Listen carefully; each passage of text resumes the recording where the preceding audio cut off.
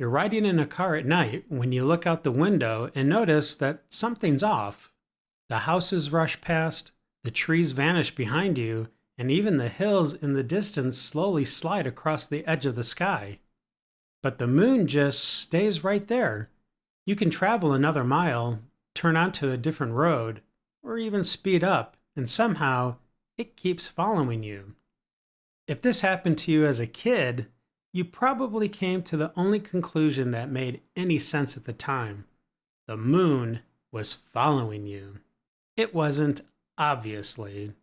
The moon is about 239,000 miles away. It's not tailing your car, watching through the window, or trying to figure out where you live. So why does it look like it's doing all those things? Well, the answer is partly about geometry and partly about a shortcut your brain uses every day without telling you. So let's start with something you've probably seen your whole life but never thought much about. When you move, nearby things seem to move quickly, while things farther away seem to move more slowly. Picture yourself looking out the window of a moving car. A fence right beside the road flashes past so quickly that you can barely focus on it. Trees a little farther away move more slowly, while a mountain on the horizon might barely seem to move at all, even though your car is traveling at the same speed the entire time. Of course, none of those things are actually sliding backward, because you're the one moving, not them. But as your position changes, the direction you have to look to see each object changes too. The closer something is to you, the more dramatically that direction changes. You can actually test this right now by holding one finger close to your face. Close your left eye and look at it. Then open your left eye and close your right. Your finger will appear to jump sideways. If you move that same finger farther away and switch eyes again, it'll still jump, but not nearly as much. That apparent shift is called parallax. Your eyes are only a few inches apart, but that's enough to make a nearby finger seem to shift sideways compared with everything behind it. As your finger gets farther away, the shift becomes smaller. That's the central idea behind the moon following you. You see, the farther away something is, the harder its parallax is to notice. The same thing happens while you're driving. As your car moves down the road, you're seeing everything from a constantly changing position. A tree that's in front of you one moment can be beside you a few seconds later. Because your position relative to the tree changes so quickly, it seems to rush past your window. A distant mountain seems to move much less, and the moon is so far away that it barely seems to move at all. That's because the moon isn't just farther away than the trees, it's absurdly farther away. A roadside tree might be 40 feet from you. A mountain could be 20 miles away. But the moon is nearly 250,000 miles away. That's just a bit further away. Think about it this way. If you stand 10 feet from a lamppost and take one large step sideways, you'll have to turn your head noticeably to keep looking at it. If you take that same step looking at something 10 miles away, it won't seem to move at all. Your car can travel several miles, passing houses, stores, trees, and entire neighborhoods, while the moon's position in your view changes by only a tiny fraction of a degree. Everything nearby slides across your view, while the moon barely seems to move. Because it stays in almost the same place in your window, your brain decides it must be coming with you. But that raises a strange question. If the moon is following you, what's it doing for the person in the opposite lane who's driving the other way? Well, that's simple to answer. It follows them too. Two people can drive away from each other, look out opposite windows, and both feel as though the same moon is keeping pace with them. The moon isn't picking a side.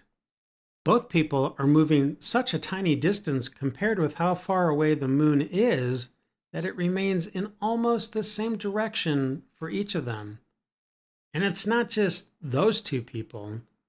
All across the night side of Earth, people are driving cars, riding trains, walking home, and traveling in every direction you can imagine.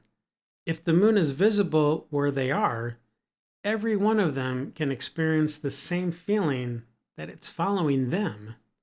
The illusion works because you've got other things to compare the moon with. If the moon were sitting by itself in a completely empty sky with nothing in the foreground, you might not think it was following you at all. There wouldn't be anything showing you that you were moving. But put trees, telephone poles, rooftops, and streetlights in front of it, and all those nearby objects stream past while the moon stays almost perfectly still. Your brain sees the nearby world moving rapidly while the moon remains with you, so it reaches what seems like the obvious conclusion: the moon must be coming along. And that's not a dumb conclusion. In fact, it's the correct way to think about almost everything else. If another car stays beside you while the scenery rushes past, that car probably is traveling about the same speed. If a bird stays outside your window for several seconds, it may really be flying alongside you. But why is that? Well, it's because your brain compares objects with their backgrounds to figure out how they're moving, and that shortcut works consistently. It's right almost every time. The moon is just so far away that it breaks the shortcut.